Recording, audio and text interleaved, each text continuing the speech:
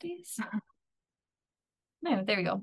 Hey everyone, so welcome to today's Lunch and Learn. I'm Sarah from Republic of Work, if you're not familiar with me. I just popped my email into the chat box there. If anyone does have any Republic of Work related questions, feel free to ping me on that, or you can just pop me a message in the chat as well. More than happy to help with anything. So today's Lunch and Learn is going to be on mastering the art of remote one-to-ones, with the lovely Victoria McCormack. So I'll pass you over to Victoria there now. And like I said, if anyone has any questions, feel free to ping me. Perfect. Thanks, Sarah, and thanks for having me. And welcome to everyone for this Lunch and Learn. I just want to thank you all for being here. I'm very excited to speak to you all about how to master the art of a remote one-to-one today. And as you can probably see in my image, I have the famous Bob Ross. So hopefully we will all become the Bob Rosses of remote one-to-ones after today's session. So during this session, feel free to engage using the chat or the microphone. We are in a remote setting, so it would be great for us to leverage this environment as much as possible. To kick us off though, I would love for everyone to share in the chat maybe their name, where they're from, and maybe something you're looking forward to this week. So my name, I'm going to write it here, is Victoria McCormack. I live in Kinsale and I'm looking forward to the last Friday drinks with Grow Remote.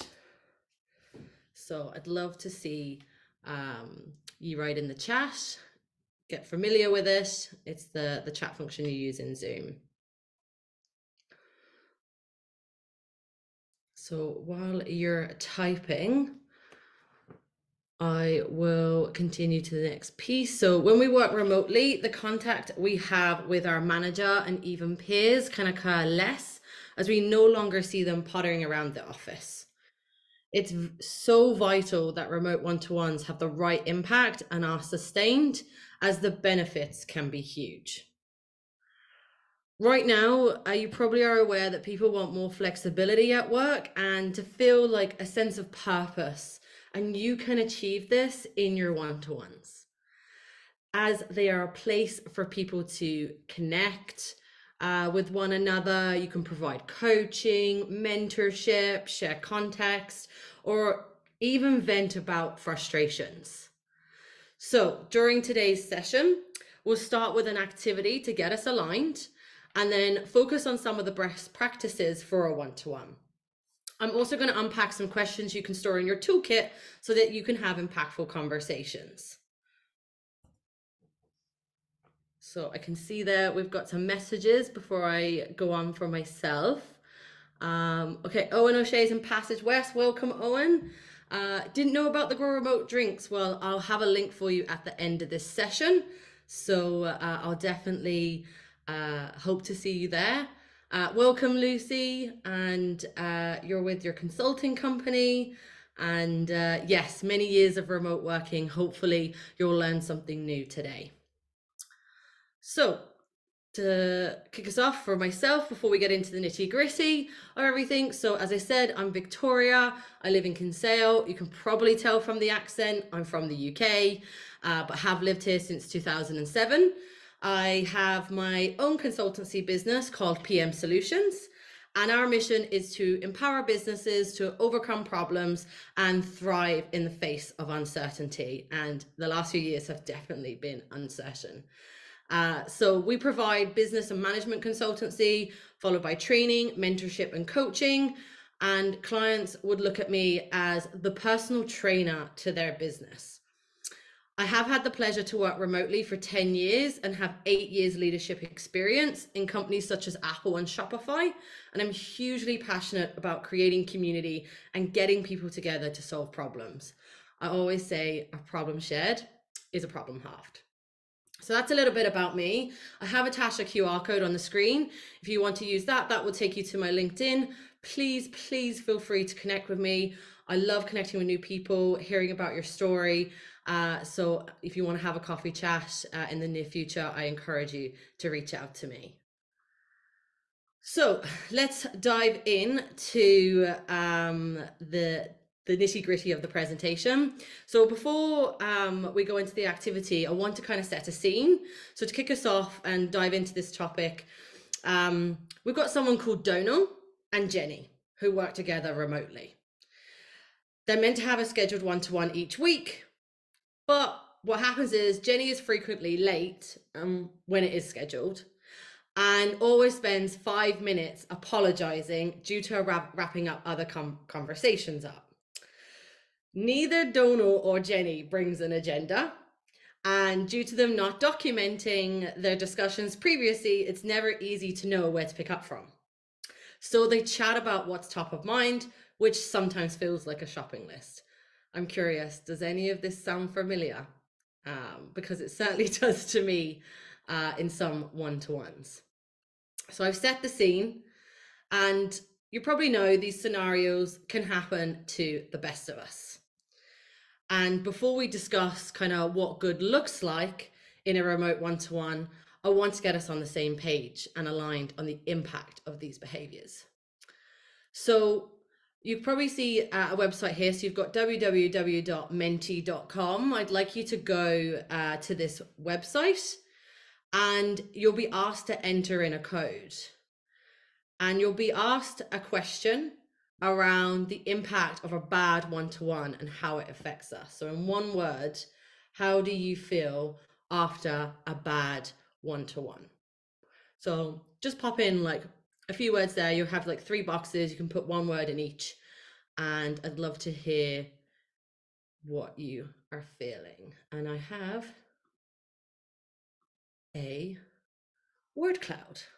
So we've got unmotivated. Yes, that is definitely a feeling that can impact you after not having a great one-to-one, and especially if they consistently occur. You know, some people have one-to-ones each week, some bi-weekly. If that's consistently happening, it's not a good experience. Actually erodes a lot of trust. You're feeling that you're not listened to. That's not a great feeling, especially in a remote environment. Like if you're only connecting with your manager or your people, you know, once, twice a week, and that's the experience that you're having, that can really impact your passion and your purpose for the company that you're working for and the team that you're working for. Time wasted. Yes, time wasted. Oh my God. Great call out. No one wants time wasted. Like, we're all busy doing our work. We all want to do good things. And it can feel really frustrating if you feel like there's not a purpose for the meeting. Frustrated. Yes, I think I've mentioned that even through this. So really great call outs. Unproductive. Brilliant. So I feel like we've got some professionals here of what a bad one-to-one does to us. And I really appreciate you all taking the time to enter it into our word cloud, and definitely some similarities here. Okay, so should all be able to see my screen there. Right. Okay, so I think we are all now on the same page about how a bad one-to-one can impact us. Clearly, as I said, we've all experienced one. Now let's focus on what it takes to have a good one. I wanted to break it down into 3 main areas, like the before, the during, the after, because I think sometimes we can refocus on the during. And you may be wondering, why does the before and after matter? But I really think they can have an impact to the experience. Your actions prior to and after the one-to-one meeting have the power to increase trust and accountability, which will therefore help the relationship and conversation. Now, before I share my own thoughts on like the before process, does anyone have any ideas or want to share what they do before a one-to-one meeting?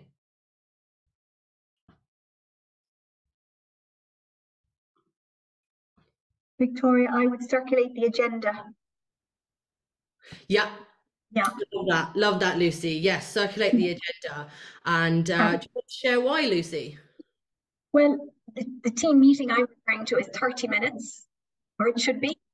So it's to stick to that and can report in from week to week on progress.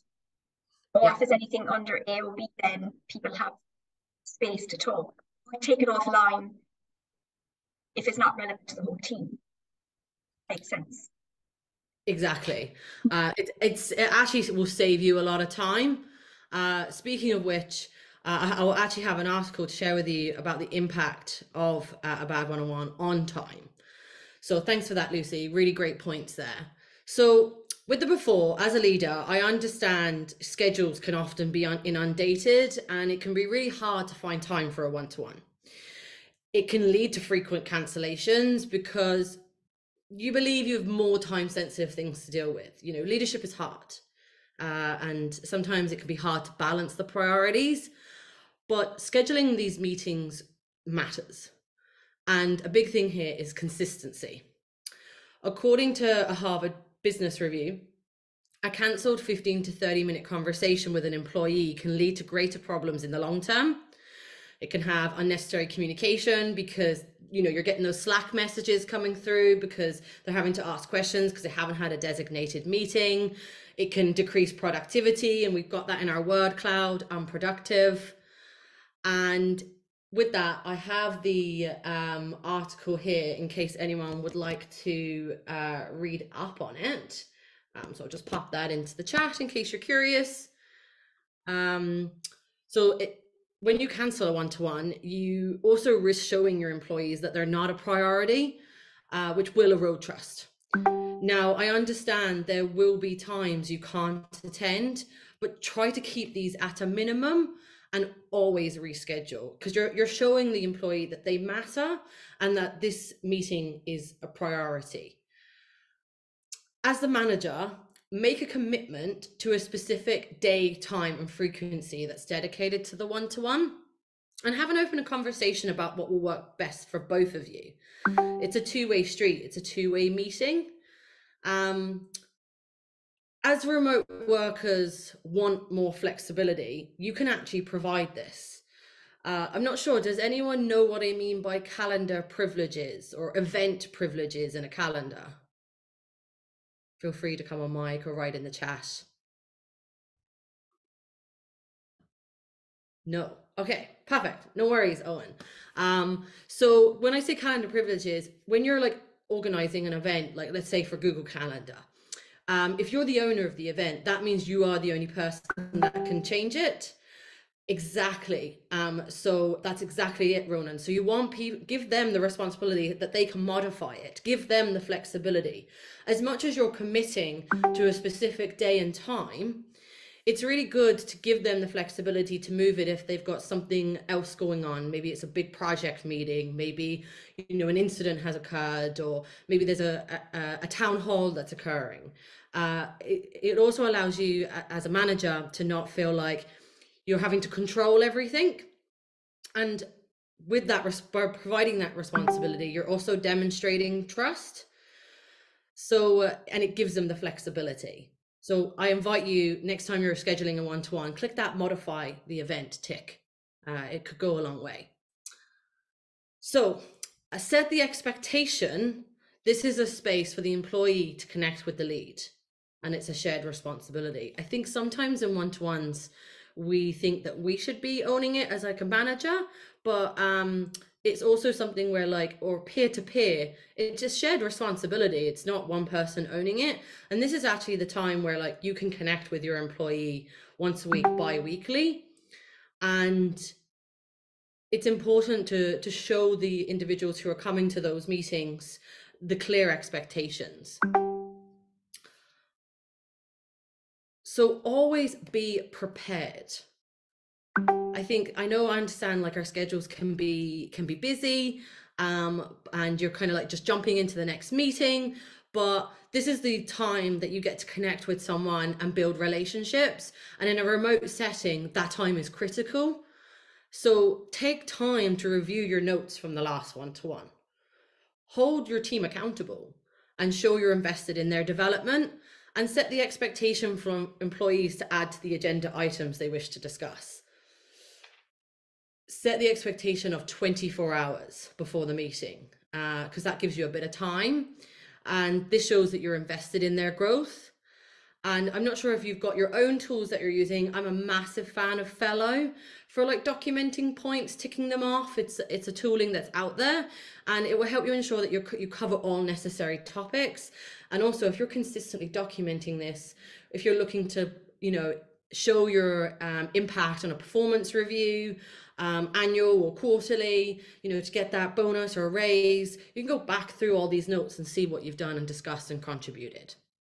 And at a previous company, I set the expectation that if the calendar event was not accepted and there was nothing on the agenda, I would assume the meeting did not go ahead, which improved calendar invites in general. I find sometimes in remote work or remote work companies, we get in a fierce bad habit of not accepting calendar invites. I don't know why, because you're going to tell the person you're coming or not. I just think because you have so many different meetings. So it's just something that I'd encourage you to set the expectation that accept that calendar event. Or also it creates a new behavior for those that you're working with. So I see some comments in the chat from Ronan. Yeah, okay, so you're agreeing with the calendar. It gets passive aggressive where I decline a meeting. Yeah, exactly. So just trying to save that time. I love it. Thanks for sharing that, Ronan. I really appreciate it. Okay, so that's the before. Let's go to the during, the meat and the potatoes. So in a remote setting, we can forget that a one-to-one is the main opportunity you get to connect with another person. In my opinion, it's vital human interaction. Especially like if you're like only the person in your time zone, or maybe the only person who's siloed on a team, it's really critical. So during your one-to-one, make sure you and your team member are comfortable. Find a quiet place where you won't be interrupted. Make sure your camera and microphone are working properly. Make sure you've not got, try and avoid technical issues. Otherwise you'll spend 10 minutes fixing it and then 5 minutes talking about it, and you have a 30-minute meeting. So now you're only got 15 minutes. And it's just not a good experience. Now, if you ever felt the computer wasn't necessary, I'd ask if the person would like to change up the environment and do the one-to-one outside where you can maybe walk and talk instead. I know some areas don't have the best signal, but it is something that I encourage anyone I have a one-to-one, sitting outside. Myself and Lucy were talking about that earlier. When the weather gets better, we might want to sit outside and have our meetings, or even go for a walk. And funnily enough, the chemical reaction in your brain when you're walking is amazing, and you actually can get better ideas from it. So try something new. Now it will provide a better opportunity for you to listen, learn, brainstorm, and connect. And when you're in a remote work environment and you're doing your one-to-ones, it's also important to be fully present and engaged. So pay attention to what your team member is saying and avoid multitasking or getting distracted by other things, as it will demonstrate respect. Mute your notifications, and if you're using tooling like Slack, update it to say you're in a one-to-one. As much as skill comes into play where you can type and not look, you can easily tell when someone's typing when you're in the middle of a conversation. So try and avoid that, because that makes the other person feel like they're not being listened to, which is actually something that came in the word cloud earlier. Prioritize those in the room and their needs. Their time is valuable as well. So when I talk about engage, get to know the person on a deeper level. Ask about their personal life. Create a safe space and show genuine interest. I think sometimes we can just go into work mode and dive into all the work. We've got to get everything done and cross everything off the list. But this is for a place for discussion. Build those relationships and learn about the individual, what drives them, where they want to go in their career, and create that space so that, when things are hard, or, they're having doubts or imposter syndrome, because you've built that connection, they trust you on that personal level. I do have a 70-30 rule. If you can make it 80-20, 90-10, I'll take my hat off to you, but 70-30 is a great place to start. So this is a space where your report can feel heard, valued and supported, and it's not for managers to go through a shopping list or a checklist, which it does happen a lot. This is the employees' meeting to raise concerns, discuss wins and challenges, and for the lead to listen, ask open-ended questions and guide the conversation. When I say 70-30, it should be 70% the employee speaking and 30% the manager. So like a manager can pull someone for a conversation very easily if something needs to be discussed, but your reports or employees aren't going to go to the manager and knock on their door unless you're creating a culture of that, and that takes time. So give the space of 70-30. And one thing I think we always forget in a remote working environment is recognition. I feel like we're not in the office to say thank you or I really appreciate that when you're walking by. So celebrate the work that others are doing. And to ensure that both you and your employees get value from each conversation, make sure that you close the discussion with clear documented action items. It makes it easier to hold people accountable in the next meeting. And considering the before and during we've just unpacked, how would you feel with a one-to-one like this? Put your comments in the chat. If these steps were taken in your one-to-one, how would you feel?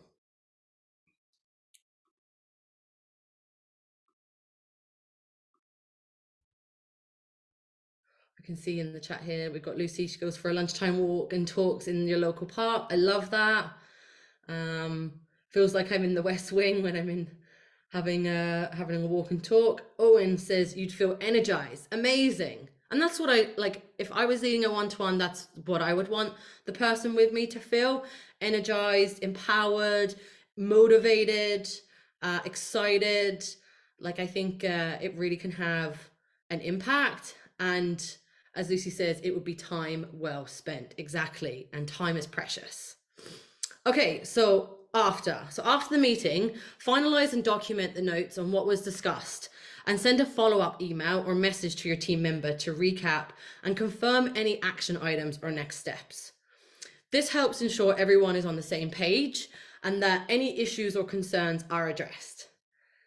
These notes will serve as a reference for future meetings and to track progress. So you can even just take a step back and see how far you've come as an individual, how the conversations have grown, how much deeper you get into the work and really make a difference. If there were action items assigned to you during the meeting, make sure to complete them in a timely manner. It will demonstrate your commitment to following through on what was discussed and helps build trust with your team members. You can also receive feedback for your next meeting. You can just add it into the agenda, and that's so important. Like if I have a question, I think sometimes when people ask people questions in a remote setting, we feel like we have to know the answer, and it's okay to say, I don't know the answer right now, but I will go and find it for you. And if you're making that commitment, go and find it and bring it back to the individual. Otherwise, by saying that you were going to find it and it not happening, that's just going to be another topic conversation that's going to come up later. Take time to reflect on what was discussed during the meeting and how it relates to your team members' goals and the goals of the team. This can help you identify areas for improvement and opportunities for growth. It's really important to reflect. And I am a big believer of failing forward. So to do that, you do need to have some form of reflection. And sometimes it can be difficult or you can feel uncomfortable, but you will grow from it. Now, based on the conversation, consider if you could identify any topics or areas that should be addressed in the next one-to-one. So if you see from the conversation, there were points that came up that you think your other team members could bring them up, or maybe it's something that you could support others with, definitely take some time to address them. And it could not just be in a one-to-one, it could just be a team meeting. So instead of having 10, 15, 20 of the same conversations, maybe they've come up 2 or 3 times, and then you say, do you know what, I need to bring this into my meeting. It will help ensure that future meetings are productive and focus on the most important issues. It can, as I said, it can also assist you with the preparation for the next meeting. So that's the overall process and key best practices that will structure and strengthen your one-to-one meetings. I wanted to spend some time reviewing some key questions that you can ask to have valuable discussion. So these are open-ended questions, and these should be in your one-to-one meetings. Once you've built the relationship, once you've got to know the person, maybe talking about the weekend, the week, family, etc. Open-ended questions are super powerful. I have some here on the screen that I like to use. My most favorite, genuine, most powerful question is what's on your mind? And the reason being is we tend to ask the question, how are you? And the generic response is, I'm fine, I'm not too bad, I'm grand. And you're not really getting into the meat and potatoes. Like, anyone can say that and they could be having the worst day of their life. They're just not going to tell you because they're going to unload, and that's not the question that's being asked of them. Whereas if you ask the question after you've done the how are you and the pleasantries, and you're diving into the discussion, just simply asking what's on your mind, you would be surprised how much comes out of someone. And I encourage you to try it in your next one-to-one. So these are just some questions, as I said. I'd love to know, is there any other questions? Feel free to write in the chat that you like to use in your one-to-one meetings, or that you've experienced that you felt were really good. Pop them into the chat, because there's people in this room that I'm sure would also find them valuable. But when managers are dialed in and employees feel heard and seen, everyone's work gets better and employee engagement soars. If you find, there's some pieces in this presentation you're like, oh, I really want to try this, but it's not your style, or you're going to have to make some big changes, and you find when you try it out, the responses you're getting are maybe abrupt or abbreviated answers, the person could be trying to get used to your new format, or they might feel unsure if you truly want them to open up in a way that they haven't before. And to combat this, tack on any of these onto their response. Why do you think about that? Tell me more about that. What was the best part? So I'll just pop those in the chat. Oh, I love that, Owen. What's taking your energy down? Brilliant. And there's so many different questions we can to engage in that discussion. That's really great. And as I said, feel free to continue adding those. So as I said, these are some of my favorite I've used to generate discussion, as they encourage the employee to focus on themselves and the work they are doing, sharing their perspective and creating alignment. I also have an article here from Fellow. Don't worry, they're not sponsoring me. I'm just a big fan. Here is a link there for one-on-one meeting questions for managers. But they're not just for managers. You can bring them, and it's a two-way street. It's an open discussion, and that's what one-to-one meetings should be. So there's so many questions out there, but it's the open-ended ones, not the ones that you're just going to get the blunt response. Otherwise, it's going to feel like drawing blood from a stone, and that's not a great experience for anyone in a one-to-one meeting. Okay, so I have another activity for you. I swear it's the last one. So let's go into it. Present. So same code, it should have next question, and it says, what's one step you'll take to improve your next one-to-one? So what is one step? And then we shall be finished.